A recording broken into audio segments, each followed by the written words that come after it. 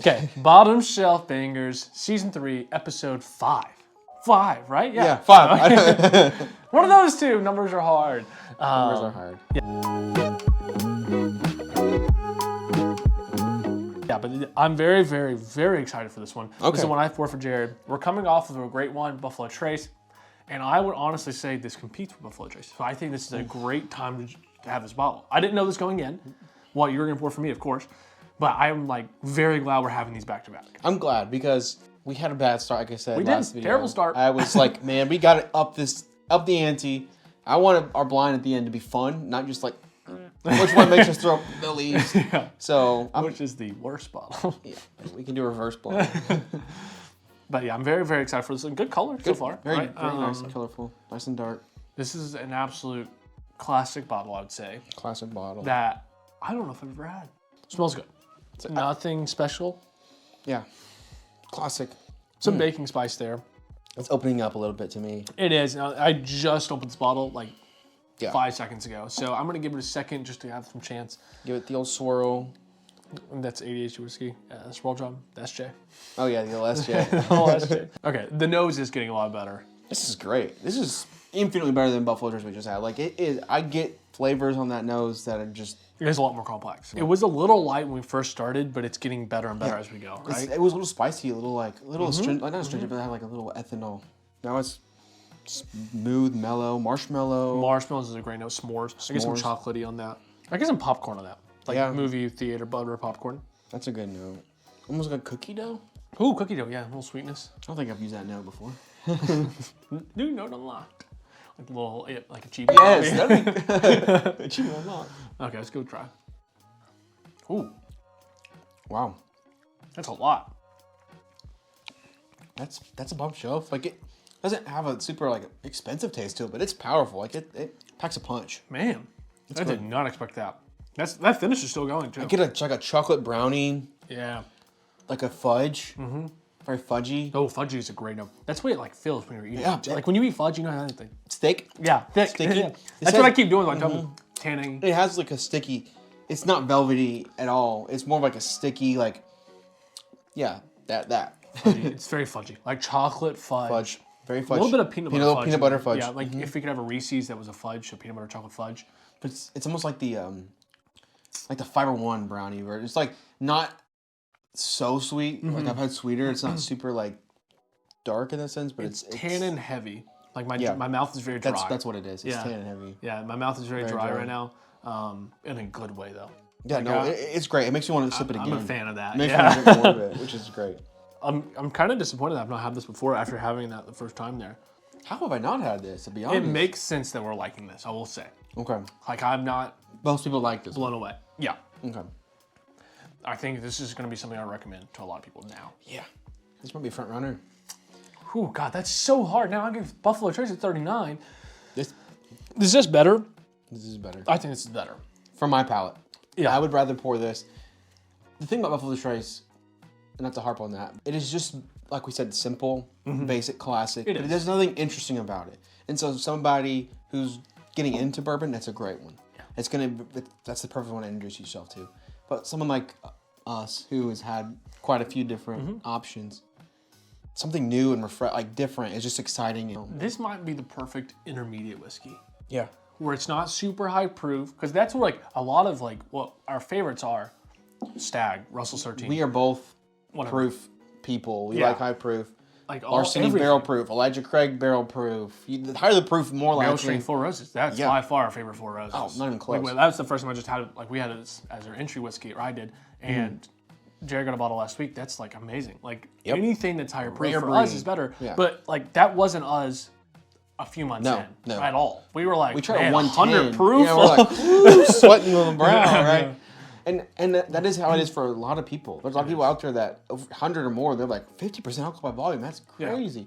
Yeah. And it is, but you have to acclimate yourself to it. You do. You 1,000%. So like you said, this is a great intermediate product because if you're, this is 100 proof probably, around that range. Yeah, it's 100 proof. Yeah. So you step up from that 90 to 100 and you unlock more flavors. I mean, just think about that of Buffalo Trace to this. Like that, I mean, again, you keep saying that too, but I don't want to harp on it anymore. But those comparisons after going side by side, it's insane. right? Like I mean, it's yeah, absolutely. there's so much more here. That's the best way I can describe when you go up in proof from whiskey, except from being benchmark foolproof. Usually you get more. Usually you get more flavors, and those flavors are there are at another level. Yeah, the higher the number on your bottle, usually the better the flavor. The longer the age, the more alcohol in the product. Usually the better flavor, but that's not always the case. But That's a great way to describe that. The higher number and yeah, everything. the more numbers, but not the price. The price doesn't always equate. We learned. That tasted like honey roasted peanuts. At the time I had it right there. Like the Planters honey roasted peanuts. That's a great note. Wow. This has a little early times, but it's kind of, I don't know. It's got some more rye potentially in this one. I don't know the mash bill of this. I'll say that, but I don't think it matters. No, it's great. It's a perfect mash bill. Whatever they're doing here, this has to be legacy. Let's give it out of 50, I'm not gonna, and then I want to keep guessing. Out of 50, I'm going to go 42. I'm going to go 41. 83. Man, back-to-back bangers. No, I don't even care what it is. See, this is because I don't know what this bottle is. He does. I don't know what it is. I'm going to go ahead and say this is worth it. I know the price is under $30.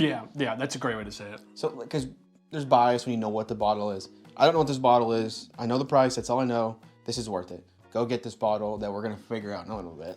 All right. It is legacy. Yeah, it has to be. There's no way. We have multiple bottles of this line on our shelf.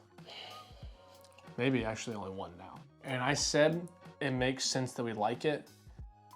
Another one in this lineup is one of our favorites. I need like a Guess Who board. No. That's actually, I had that as an idea. We should play Bourbon Guess Who one day. Maybe the highest age stated under $30 bottle that I know of. I have a good guess. Now, I think I'm right on this one, and it makes sense. It tracks my brain. Is it Knob Creek 9? It is. Let's go. Dude, have you had it? I've had it one time as a pour. Okay. That was it. And I did I was at a bar. I asked the bartender to do a blind. That's how you know that we were whiskey Yeah, they're people. like, this weirdo. Yeah. And I got it right, actually. Predicted it. The nuttiness. Yeah, The that nutty peanuts profile. one that last time. The Knob Creek 9 120 proof is one of my all-time favorites, but it is a tough drink if that's nothing. If you're not a proofy used to person. This is insane. Dude, I know. I got that Jim Beam profile with that nutty and that the drying. It always has The tannins are so high. I know. It's that 9 year though.